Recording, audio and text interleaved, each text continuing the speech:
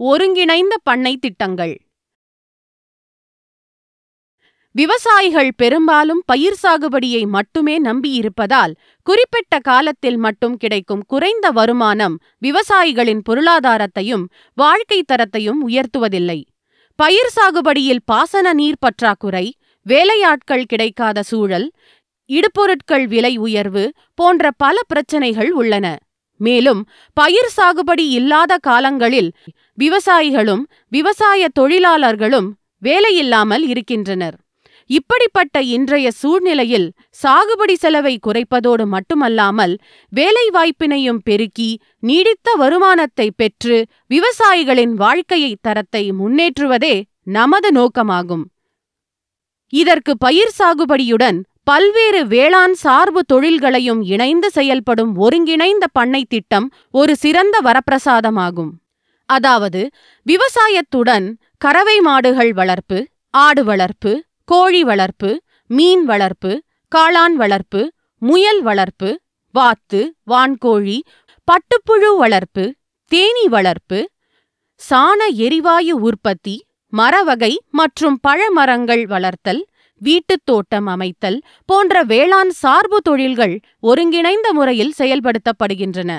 இது விவசாயிகளுக்கு தொடர்ந்து நிலையான வருமானத்தை கொடுப்பதுடன் ஆண்டு முழுவதும் வேலைவாய்ப்பையும் ஏற்படுத்தித் தரும் சிறந்த அணுகுமுறையாகும். ஒருங்கிணைந்த பண்ணை திட்ட முறைகளை அந்தந்த விவசாயிகளின் நில அமைப்பு, மண் அமைப்பு, நிலவும் தட்பவெப்பநிலை, பண்ணையின் பரப்பளவு, தண்ணீர் வசதி, பொருளாதார வசதி, மூலப்பொருட்கள் கிடைக்கும் வாய்ப்பு மற்றும் தொழில்நுட்பங்களின் தெளிவு போன்றவற்றை பொறுத்து ஒன்று அல்லது ஒன்றிற்கு மேற்பட்ட உபதொழில்களை தேர்வு செய்து சிறந்த முறையில் மறுசுழற்சி செய்தும் லாபகரமாக செயல்படுத்தலாம்.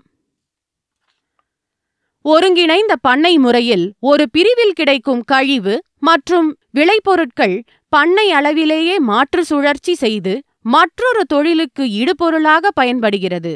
இதனால் பல்வேறு உபதொழில்களின் உற்பத்தி செலவை குறைத்து பண்ணையின் நிகர லாபத்தை அதிகரிக்க முடியும். எனவே இத்தகைய சூழ்நிலையில் அனைத்து விவசாயிகளுக்கும் ஒருங்கிணைந்த பண்ணை திட்டங்கள் அவசியம் என்று வேளாண் விஞ்ஞானிகளால் பல்வேறு ஆராய்ச்சிகளின் மூலம் நிரூபிக்கப்பட்டுள்ளது. மீன் மற்றும் கோழி வளர்ப்பு. இத்திட்டத்தின் மீன் மற்றும் கோழி கூட்டாக வளர்ப்பது லாபகரமாக தொழிலாகும். ஒரு ஹெக்டேர் நிலப்பரப்பில் 0.90 ஹெக்டேர், அதாவது 225 சென்ட் நிலத்தை பயிர் சாகுபடி செய்வதற்கு மீதமுள்ள 0.10 ஹெக்டேர், அதாவது 25 சென்ட் பரப்பை மீன் குட்டைகள் ஏற்படுத்தி மீன் வளர்ப்பதற்கும் பயன்படுத்த வேண்டும். அதாவது மொத்த நிலப்பரப்பில் 10ல் 1 பங்கு மீன் வளர்ப்புக்காக பயன்படுத்தி கொள்ளலாம். மீன் குட்டையின் மேல் 10 பாப்கார்ன் இன முட்டை கோழிகளை 100 சதுரடி கோழி கொட்டையில் வளர்க்கலாம். கோழியின் எச்சம் தானாகவே மீன்குட்டையில் விழும் வகையில் கோழி கொட்டகையின் அடித்தளம் கம்பி வலைகளை பொருத்தப்பட்டிருக்கும். கோழி எச்சமானது மீன்களுக்கு சிறந்த உணவாகும். மீன்களுக்கு தேவையான தாவர மற்றும் விலங்கியல் நுண்ணுயிர்கள் மீன்குட்டையில் வளர்வதற்கு உதவுகிறது.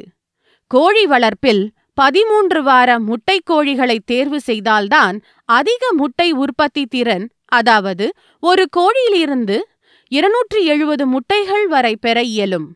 கோழி தீவனத்திற்கு தேவையான மக்காச்சோளம், கம்பு, தவிடு, நெற்குருணைகள் போன்ற பெரும்பாலான உணவு வகைகள் பயிர் சாகுபடியிலிருந்து பெறப்படுகின்றன. எனவே கோழி வளர்ப்பில் முட்டை உற்பத்தி செலவும் கணிசமான அளவில் குறைகிறது. மீன் வளர்ப்பில் சுமார் 15 கிராம் எடையுள்ள, அதாவது கைவிரல் அளவிலான மீன் குஞ்சுகளை தண்ணீர் வசதிக்கேற்ப குறைந்தது 6 மாதங்கள் மீன்குட்டையில் வளர்க்கலாம். மீன்குட்டையில் 1 சதுர மீட்டருக்கு 1 மீன் குஞ்சு என்ற அளவில் இட்டு குறைந்தது 4 அடி ஆழத்திற்கு தண்ணீர் இருக்குமாறு பார்த்து கொள்ள வேண்டும். கூட்டு மீன் வளர்ப்பு முறையில் பல வகையான மீன் இனங்களை பல்வேறு அடுக்குகளில் உணவு போட்டியின்றி லாபகரமாக வளர்க்கலாம்.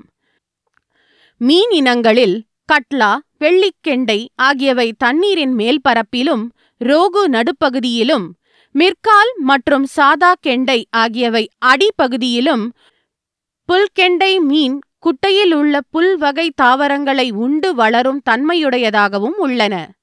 மீன்களுக்கு தீவனமாக தவிடு, கடலை புண்ணாக்கு ஆகியவற்றை 1:1 என்ற விகிதத்தில் கலந்து மீன்களின் மொத்த எடையில் 3 முதல் 5% என்ற எடை அளவில் அளிக்க வேண்டும். இப்பொருட்கள் அனைத்தும் பயிர் சாகுபடியிலிருந்து கிடைத்து விடுவதால் மீன் வளர்ப்பு செலவு கணிசமான அளவில் குறைகிறது. மேலும் மீன்களுக்கு தீவனமான தினமும் அல்லது வாரம் 2 முறையாவது மாட்டு சாணம் இடுவது சாலச் சிறந்தது. மீன் குட்டையிலிருந்து கிடைக்கும் வண்டல் மண்ணை பயிருக்கு எருவாக இடுவதன் மூலம் ரசாயன உரச் செலவை ஓரளவு குறைக்க முடியும். ஒருங்கிணைந்த பண்ணை திட்டத்தில் ஒரு உபதொழிலின் விளைபொருட்களும் கழிவுப் பொருட்களும் மற்றதற்கு இடுபொருளாக பயன்படுவதால் உற்பத்தி செலவு குறைகிறது. மேலும் பண்ணையில் கழிவுகளை மறுசுழற்சி செய்வதால் ரசாயனம், உரம் மற்றும் மருந்துகளின் உபயோகம் கணிசமான அளவில் குறைவதுடன் மண் வளமும் பாதுகாக்கப்படுகிறது.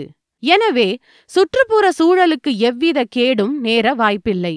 இத்துடன் ஒருங்கிணைந்த பண்ணை திட்டம் நீண்ட காலத்திற்கு நிலையான விளைச்சல் கிடைப்பதோடு பால், முட்டை, இறைச்சி மற்றும் காளான் மூலம் ஆண்டு முழுவதும் சீரான வருமானம் மற்றும் சமச்சீர் உணவும் கிடைக்கிறது. மேலும் பண்ணையில் குடும்ப நபர்களுக்கு ஆண்டு முழுவதும் வேலைவாய்ப்பு கிடைப்பதால் உழவர்களின் வாழ்க்கை தரம் உயர்கிறது. கூட்டு பண்ணை மூலியமாக இந்த கோழியும் மீனையும் வளர்க்குறேன். நான் அந்த 60 குழி குட்டையில் மீன் வளர்த்து இதனுடைய கோழிகளையும் நான் நாமக்கல் 1 என்ற கோழியை 125 கோழி குட்டை மேல் வளர்த்துக்கிட்டு இருக்கிறேன். இதில் எனக்கு இந்த கோழியும் எனக்கு லாபகரமாக தெரிகிறது. அதனுடைய எச்சங்களும் மீனுக்கு எனக்கு கிடைக்கிறதுனால மீனும் வளர்ச்சி அதிகமாக இருக்கிறது. எனக்கு மீன்லேயும் நல்ல லாபங்கள் கிடைக்கின்றன. இதனுடைய வருமானம் கோழி கிலோ 160 ரூபான்னு விற்றுக்கிட்டு இருக்கேன். அடுத்து அதோட எச்சங்கள் அந்த மீனுக்கும் யூஸ்ஃபுல்லாகிறது. மீன் கொஞ்சம் வளர்ச்சி அதிகமாக இருக்கின்றது. எல்லாமே கிலோ 1 கிலோ 1 கிலோ 1/2 கிலோ வரை பெருக்கின்றது. அடுத்தது இது வருமானம் 150 ரூபான்னு நான் விற்றதில் ஒரு 200 கிலோ மீன் விற்றுட்டேன். மீன் இதிலே இது இருக்கிறது. அதனால் இதேமாரி எல்லாருமே செய்யணும்னு என்னுடைய ஆசையும். இதை செஞ்சாங்கன்னா எல்லாருக்குமே ஒரு உபத்தொழிலாக நல்லாயிருக்கும். இவ்வாறு பற்பல பயன்மிக்க ஒருங்கிணைந்த பண்ணை திட்டங்கள் அந்தந்த பகுதிகளின் மண், நீர், காலநிலை மற்றும் விற்பனை திறன் போன்றவற்றிற்கு ஏற்ப தேர்வு செய்து பண்ணையின் வருமானத்தை பெருக்கி உயர்ந்த வாழ்க்கை தரத்தை அடையலாம்.